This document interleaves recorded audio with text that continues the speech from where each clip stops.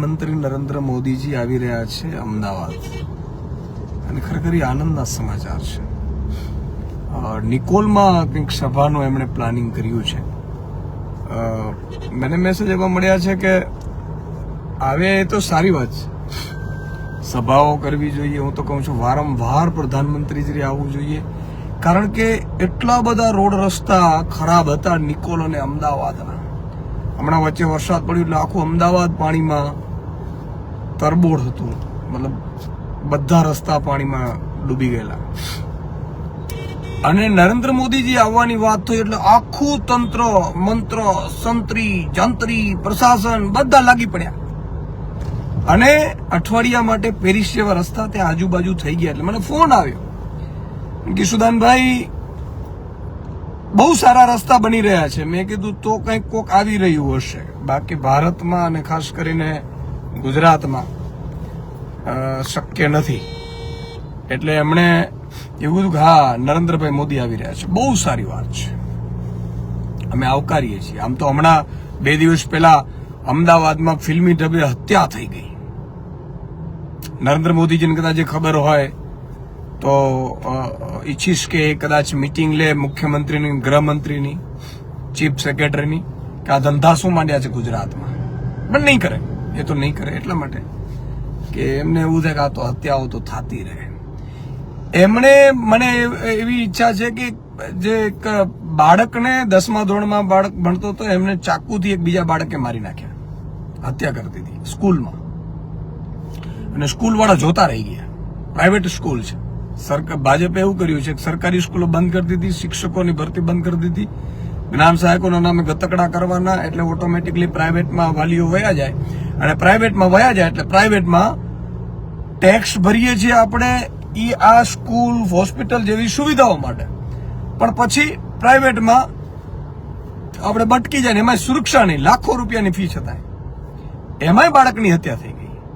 આજે લાખો વાલીઓ ડરી રહ્યા છે એના બાળકને સ્કૂલોમાં મોકલવા. નરેન્દ્ર મોદીજી શ્રદ્ધાંજલિ પાઠવશે કે મને ખબર નથી, મને નહીં લાગતું કે શ્રદ્ધાંજલિ પાઠવે, પણ ઠીક છે. પણ નરેન્દ્રભાઈ અહીંયા આવ્યા છે એ સારી વાત છે, એટલા માટે કે જો નિકોલમાં આવ્યા, મેં સાંભળ્યું કે વિસાવદરની ચૂંટણી જીત્યા પછી લગભગ નિકોલ છે એ સૌરાષ્ટ્ર પાટીદારોની આસપાસ વસતા નિકોલ રહે છે ને બધા લોકો આમ આદમી પાર્ટીમાં અત્યારે જોડાઈ રહ્યા છે.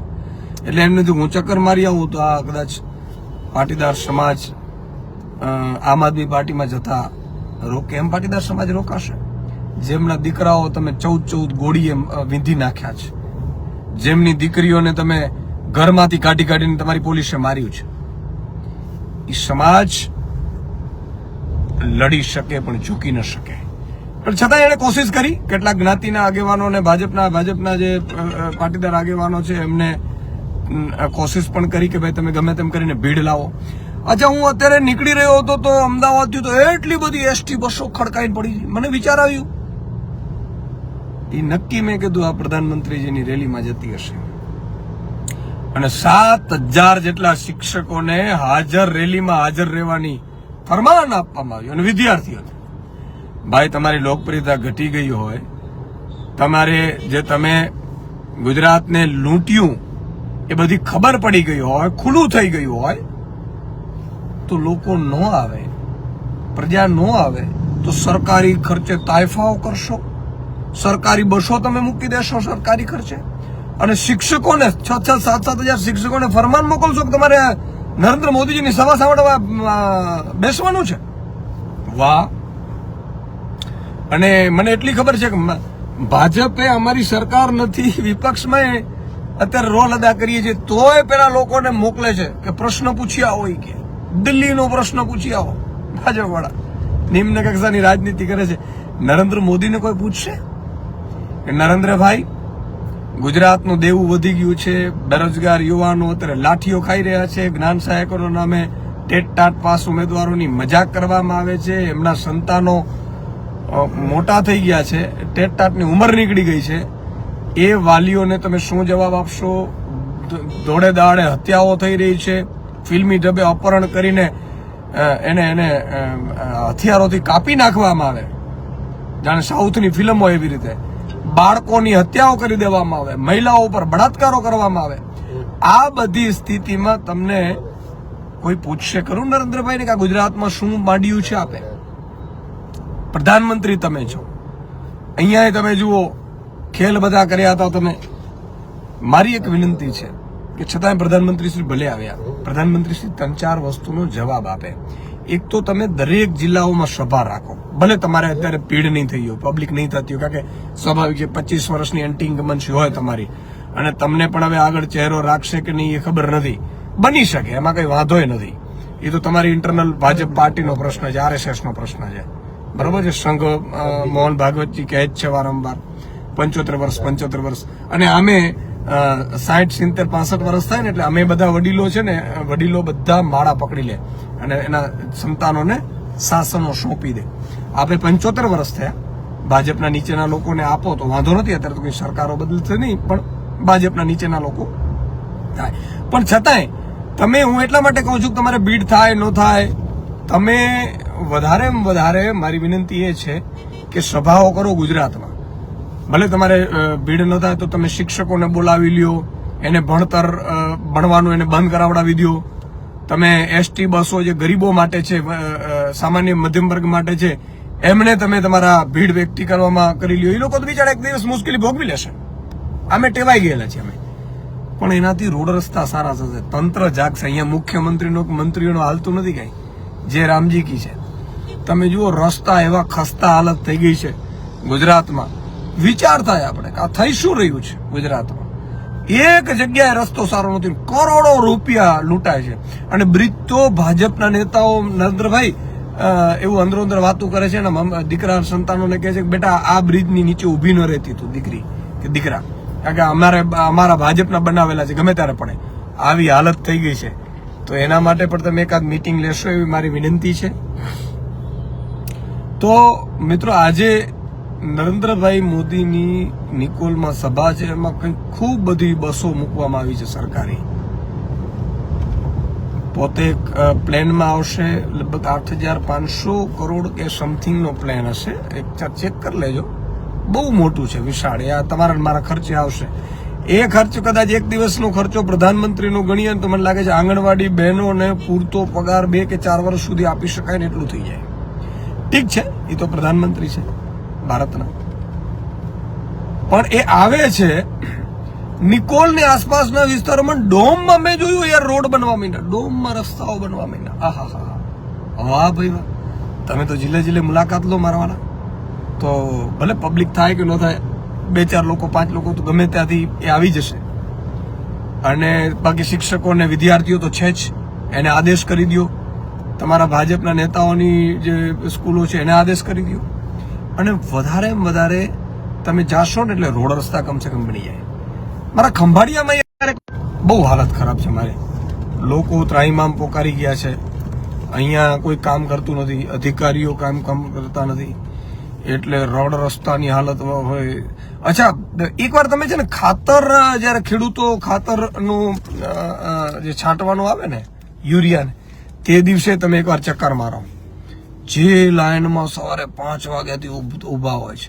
એકવાર તમે ગોંડલ સાઈડ નીકળો, APMC બાજુ, ભાઈ શ્રી નરેન્દ્રભાઈ, સન્માનીય નરેન્દ્રભાઈ, 3-4 કિલોમીટર 5 કિલોમીટરની લાઈનો હોય, કોઈ લેવા વાળું ન હોય માલ, અથવા તો માલમાં એટલું વેઇટિંગ હોય. આ વ્યવસ્થા આપણે 11 વર્ષમાં કરી. તમને ખબર હોય તો નરેન્દ્રભાઈ, તમે અમારા પ્રધાનમંત્રી છો ને, તમે અમને વચન આપ્યું હતું કે ભાઈઓ બહેનો 1500 રૂપિયા કપાસનો ભાવ પોસાય, તમે 1200 ઠોકી દીધો. અને હજી તમે ઉપરથી અમેરિકાના કપાસને ઇમ્પોર્ટ ડ્યુટી ફ્રી કરીને સસ્તું કરી દીધું, એટલે અહીંયા હવે ઠાલવી દેશે એ લોકો. એટલે અહીંયા કપાસ પકાવતા આપણા ખેડૂતો હેરાન થશે. તમે એવું કીધેલું કે ખેડૂતોને પાક વીમો મળવો જોઈએ. પ્રધાનમંત્રી ફસલ વીમા યોજના ચાલુ કરી, આખી લૂંટેરી યોજના અમારા ખેડૂતોને લૂંટીને વેગી 18-19 થી બાકી છે રૂપિયા, બાકી બંધ કરી દીધી. નરેન્દ્રભાઈ, આવું ચાલે યાર? નરેન્દ્રભાઈ, મારી આપને વિનંતી છે, ભગવાન રામે રામાયણમાં એવું કીધેલું છે કે રઘુકુળ રીત સદા ચલી આવી, પ્રાણ જાય પણ વચન ન જાય. આપ ખંભાળિયા બાજુ આવો, રસ્તા બહુ ખરાબ છે. અહીંયા ખેડૂતોની હાલત ખૂબ ખરાબ છે. આમ તો આખા ગુજરાતના તમામ જિલ્લાઓમાં હું તો આખું ગુજરાત ફરું છું અને ફરી રહ્યો છું, પીડાઓ સમજી રહ્યો છું, જાણી રહ્યો છું. ક્યારેક ક્યાંક રડવું આવી જાય. ઈશ્વર આટલી બધી અબાધ સત્તા તમને આપી છે. 156 ને પ્લસ 5-7 બીજી આપી દીધી, 161 પહોંચી ગયા તમે, તોય ગુજરાતનું કોઈ ભલું ન કરી શકે. એટલે ગુજરાતમાં કોઈ સારી વ્યવસ્થા, કાનૂન વ્યવસ્થા નથી, ન્યાયપ્રિય ગુજરાત નથી. અત્યારે કોઈ પણ ભાજપનો લુખો કોઈ પણ નાગરિકને મારી આવે કે છરું મારી દે, ભાજપનો લુખો કોઈ પણ નાગરિકની દીકરીને ઉપાડીને બળાત્કાર કરી દે, એના વિરુદ્ધ ફરિયાદો ન થાય. સાહેબ ભાજપનો નેતા છે. એટલે સાહેબ આટલો અહંકાર તો રાવણને નહોતો. આ હાલત ગુજરાતની થઈ ગઈ છે. માનનીય નરેન્દ્રભાઈ, નજર તો ફેરવો મારા વાલા. તમે આજે કેટલી હદે ગુજરાતને ભૂલી ગયા છો. તમે એવું કહેતા હતા કે ગુજરાતને મિત્રો અન્યાય ન થવું જોઈએ, થપ્પડવાળી એડ આપણે આપતા હતા. ગુજરાતને અન્યાય, ટીવીમાં એક બેન આવતા હતા, તપાટ કરતી તપાટ મારતા હતા. ત્યારે જે ગુજરાતને ગ્રાન્ટ મળતી હતી એના કરતા હવે ગુજરાતને ગ્રાન્ટ અડધી મળે છે. મારા વાલા આવું કરવાનું? તમે કહેતા હતા કે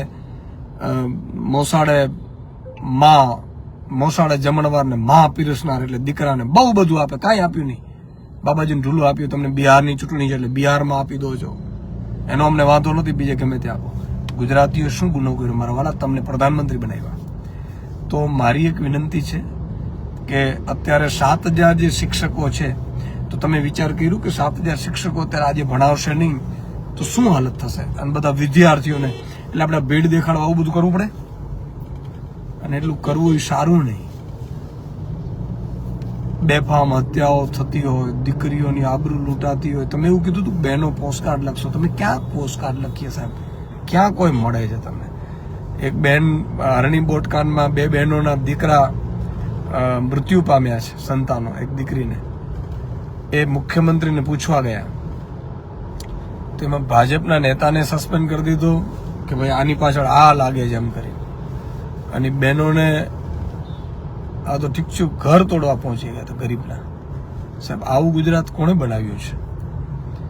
અને એટલી હદે અહંકાર છે, એટલી હદે લૂંટ ચાલે છે, એટલી હદે. એક યોગેશભાઈ કે યશુદાનભાઈ ગઢવી, કાપડિયાળી ગામ કેનાલ ગામ પૂરું કરવામાં આવે એમ નમ્ર વિનંતી છે. યશુદાનભાઈને ઘણા બધા રજૂઆતો કરે છે, ઘણા બધા મને પત્રો લખે છે કે યશુદાનભાઈ આ અહીંયા અમારે કામ બાકી છે, અહીંયા અમારે કામ બાકી છે. અમે વિપક્ષ તરીકે ઉઠાવીશું અવાજ તો, પણ મારી સરકારને વિનંતી છે કે 30-30 વર્ષના વાયા વીત્યા પછી જો આપણી આ હાલત હોય, બહુ ખરાબ કહેવાય. બાબાભાઈ કહે છે હકીકત વાસ્તવિકતા મુદ્દાની વાત કરી, વર્તમાન સરકારની પરિસ્થિતિ જણાવી. મિત્રો તમે બધા લોકો પીડિત છો, મને ખબર છે. જે લોકો પીડાય છે, જે લોકોને એમ થાય છે કે મારો અવાજ કોઈ સાંભળતું નથી, તમે તમારા ફેસબુક, ઇન્સ્ટાગ્રામ, ટ્વિટર ઉપર વિડીયો બનાવો, અપલોડ કરો, લાઈવ થાઓ. રોડ રસ્તાના પ્રશ્નો હોય, સરકારી અધિકારીઓની દાદાગીરી હોય, બુટલેગરોના પ્રશ્નો. હમણાં અમદાવાદમાં એક બહુ સરસ ઘટના બની. નરેન્દ્રભાઈ તમે આવ્યા છો તો હું તમને કહી દઉં, મારી વાત તો તમને કોઈ પહોંચાડશે નહીં, પણ માનનીય સન્માનીય પ્રધાનમંત્રી શ્રી, તમે અમારા બધાના પ્રધાનમંત્રી છો. અમદાવાદમાં એવી ઘટના બની કે એક દારૂના અડ્ડા ઉપર પત્રકારોએ રેડ પાડી કે યાર અહીંયા દારૂના અડ્ડા ચાલે છે. પત્રકારોને રેડ પાડી એટલે ખબર નહીં મુખ્યમંત્રી, ગૃહમંત્રીને શું તકલીફ પડી હશે, અધિકારીઓને. એ પત્રકારો ઉપર ફરિયાદ કરી નાખી. તમે દારૂમાં અડ્ડાનો ઉપર રેડ પાડો અને પાછા ખુલ્લેઆમ દારૂ બેઠા છે, વેચાય છે, દેખાડો છો એવા. અને પછી બુટલેગરને એવું કીધું તું ફરિયાદ કર ભાઈ, કે તારી પ્રિમાઇસીમાં ગેરકાયદેસર ઘૂસ્યા હતા. વાહ ભાજપ વાળા વાહ, તમને વંદન છે. તમારી જનતાઓને વંદન છે કે આ ધરતી ઉપર તમને જન્મ આપ્યો, તમે એમને લૂંટ્યા ખરેખર. અને આવી રીતે લૂંટ્યા એમ સરકારમાં બેસીને. આવું તો કંશે નહોતો કરતો. કંશે થોડું ઘણું માન સન્માન રાખતો હતો. તમે તો હદ કરી નાખી. તો નરેન્દ્રભાઈ આ વસ્તુની તમને ખબર ન હોય ને તો મારી વિનંતી છે કે ક્યાં તો તમે માઇક કોકને નીચે આપજો, કે કોઈને પ્રશ્નો હોય તો મને પૂછજો, તમને ખબર પડશે પ્રશ્નોની જડી વર્ષ. અને ખાસ કરીને આ દારૂનો આવશે અડ્ડાનો, ખરેખર તો પોલીસ હપ્તો લે છે એ સાબિત થઈ ગઈ હોય તો જ FIR થાય પત્રકારો ઉપર, એક મીડિયાના મિત્રો ઉપર. અને મજાની વાત જુઓ તમે, ખરેખર તો આ મુદ્દો ડિબેટેબલ હતો. બધી ટીવી ચેનલો ગુજરાતી મીડિયામાં પણ ચાલવું જોઈતું હતું. હું તો મીડિયાનો, હું પત્રકાર છું ભાઈ, મૂળે તો હું પત્રકાર છું, ઇન્વેસ્ટિગેટિવ જર્નાલિસ્ટ રહ્યો છું. કયા મુદ્દા કઈ રીતે ઉઠે હું બેખૂબી જાણું છું. હું ચેનલમાં હતો, ઈશ્વરની કૃપાથી, મા જગદંબાની કૃપાથી, કામયમાની કૃપાથી એ ચેનલ નંબર 1 બનાવી હતી.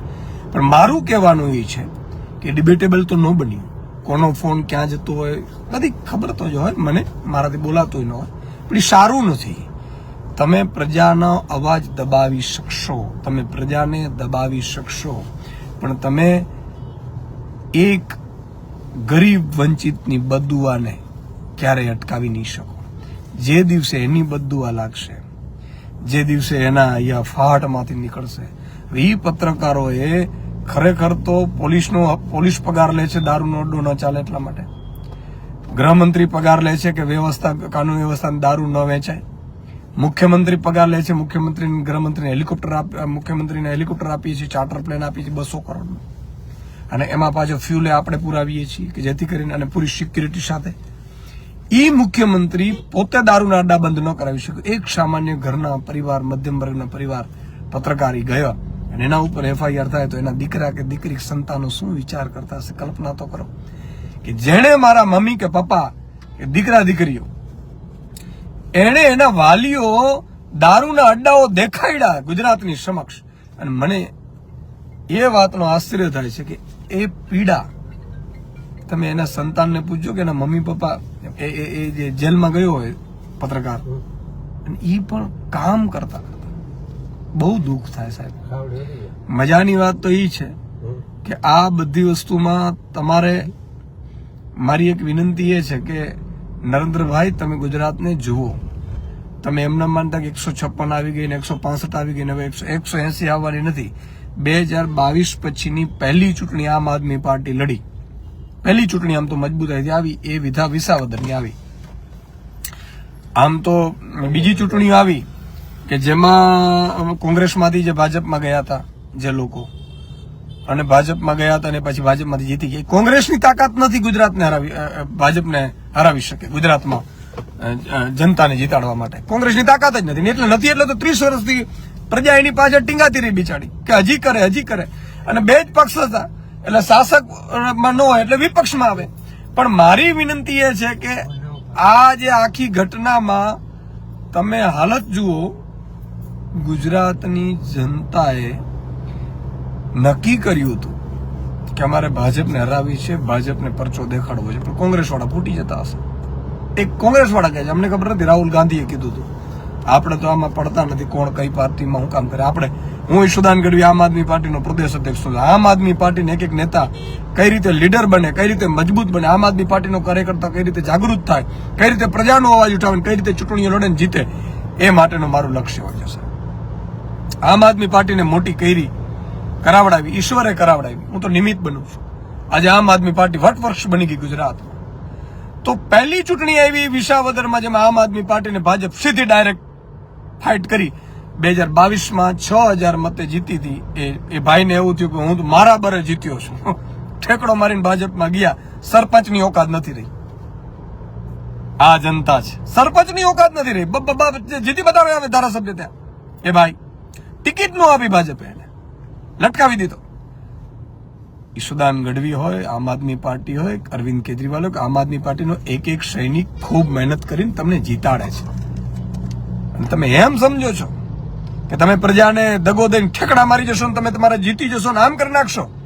હાલત ખસ્તા કરી નાખી. અને 6000ની લીડ હતી ને 18000 લીડ આવી. તો નરેન્દ્રભાઈ ગુજરાતમાં 156 આવી, એ કોંગ્રેસના કારણે આવી હતી. હવે યાદ રાખજો, ત્યાં કોંગ્રેસની ડિપોઝિટ ડૂલ થઈ ગઈ વિસાવદરમાં. જ્યાં આમ આદમી પાર્ટી 182 ઉપર લડવાની છે અને તમામ વર્ગને લઈને લડવાની છે, આગામી તાલુકા જિલ્લાઓમાં લડવાની છે. અને લગભગ તમને મિત્રો આશ્ચર્ય થશે, નરેન્દ્રભાઈ તમને પણ, કે ગુજરાતમાં અત્યારે આમ આદમી પાર્ટીનો ડંકો વાગી રહ્યો છે. વિસાવદરની જીત પછી દરેક જગ્યાએ એમ કે છે કામ કરવાની તો વિસાવદર વાળી થશે, વિસાવદર વાળી થશે. એનો મતલબ એ છે કે એક વ્યક્તિ ભાજપને હરાવવા તત્પર બનીને આમ આદમી પાર્ટીના ઝાડુને જીતાડી અને ગંદકી સાફ કરી નાખશે. અને દરેક જિલ્લાઓમાં, દરેક તાલુકાઓમાં ગોપાલ ખડા કરવાના છે. આપણે ગોપાલ જેવા લડવૈયાઓ ખડા કરવાના છે. એ અમારી જવાબદારી છે સાહેબ, અને અમે કરીને બતાવીશું. તો મારી એક વિનંતી છે સૌને તો કે તાલુકા જિલ્લા પંચાયતની ચૂંટણી આવે છે, અત્યારે ઓપન ટુ ઓલ કરનારી પહેલી પાર્ટી હિન્દુસ્તાનમાં સાહેબ. ભાજપ કોંગ્રેસ શું કે તમારે તાલુકાની સીટ લડવી હોય જીતવી હોય ને એટલે ચપ્પલ ઘસાઈ જાય, સાહેબ માટે બ્રેડ લઈ આવે ને, કોઈ દારૂ પીતા હોય તો દારૂની વ્યવસ્થાઓ કરે ને, પ્રમુખશ્રીને આમ કરે ને પ્રમુખશ્રીને આમ કરે લઈ જાય. અહીંયા કોઈ પ્રમુખશ્રીને કાંઈ ચાપલુસી કરવાની જરૂર નથી આમ આદમી પાર્ટીમાં. મિત્રો તમે લડવૈયા છો, તમે લડવા માંગો છો, તમે પ્રજા માટે લડો છો, પ્રજા માટે લડવું છે. ભાજપ કોંગ્રેસની લાઈનમાં નથી તો આમ આદમી પાર્ટી તમને ટિકિટ આપશે, તમને જીતાડશે ને પ્રજાની સેવા કરવાનો મોકો આપશે. આ પહેલી પાર્ટી હિન્દુસ્તાનમાં સાહેબ કે જેણે આમ આદમીને આપી. અત્યારે શું થાય છે, સાંસદ હોય ને ભાજપના એના દીકરા દીકરીને ગોઠવી દઈએ, કોંગ્રેસના સાંસદો એના દીકરા દીકરી ગોઠવાઈ જાય તાલુકા જિલ્લામાં, બીજાનો વારો જ નહીં આવે. બીજા એ બધાનું શું ગાભા જ સાફ કરવાનું? નહીં, આમ આદમી પાર્ટી એવું નહીં કરવા દે. આમ આદમી પાર્ટીએ મિત્રો નક્કી કર્યું છે કે એક એક આમ આદમીને, સામાન્ય જનતાને ટિકિટ આપી છે જે લડવા માંગે છે. એટલે મારી સૌને વિનંતી છે, અત્યારે પણ ઓપન ટુ ઓલ છે, બધા ફોર્મ ઉમેદવારી પત્રો ભરીને મોકલી રહ્યા છે.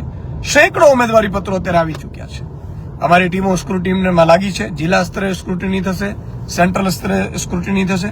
અને જે લોકોને મારી વિનંતી છે કે એ જ લોકો આમ આદમી પાર્ટીમાં લડે જે આમ આદમીની વિચારધારા, કામની રાજનીતિ, માનનીય અરવિંદ કેજરીવાલજી, સુદાનભાઈ અને આખી ટીમની મહેનત, એની જે લક્ષ્ય છે, એની તમન્ના છે, એ પ્રજાની તમન્ના છે, એ અમારી તમન્ના છે. તો પ્રજાની આશા અપેક્ષાઓ પૂરી કરવા વાળા જ અહીંયા આવે, ઠેકડા મારવા વાળા ન આવે. અમારે જરૂર નથી કોઈની એવી કે અહીંથી ત્યાં, ત્યાંથી ત્યાં, ત્યાંથી ત્યાં જાય.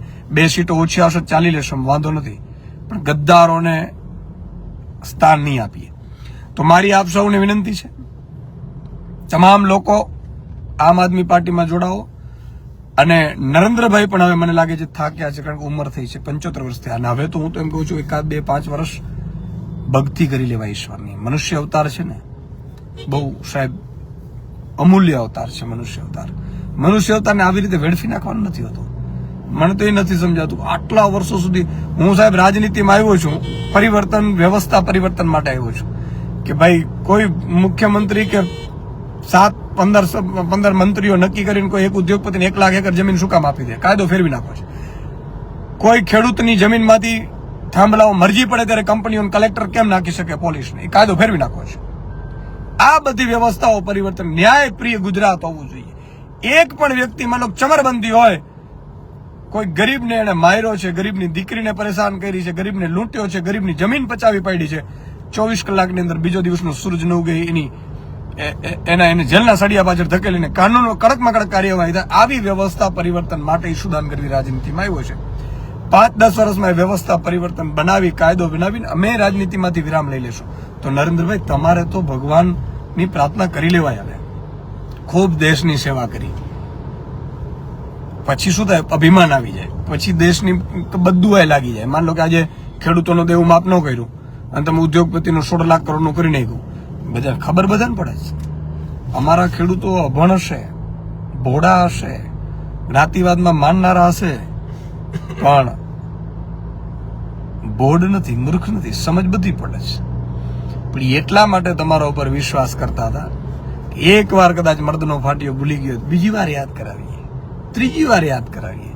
તમને ઘણી વાર યાદ કરાવી લીધા. તમે કંપનીઓના જ થયા, એટલે હવે તમે પાપના ભાગીદારે ન બનો. નીચે જે તમે ફોજ તૈયાર કરી છે આખી તમારા નામ ઉપર મત મેળવીને, નરેન્દ્રભાઈના નામ ઉપર જ મત પડે છે, બાકી તો કોઈ અપક્ષમાં જીતી શકે એમ નથી. તો એ જે ફોજ તૈયાર કરી છે, એ ફોજ જે પ્રજાને લૂંટે છે સાહેબ, ચારે બાજુથી જેસીબીઓથી લૂંટે ને એવી લૂંટ ચલાવે. તો મારી વિનંતી છે કે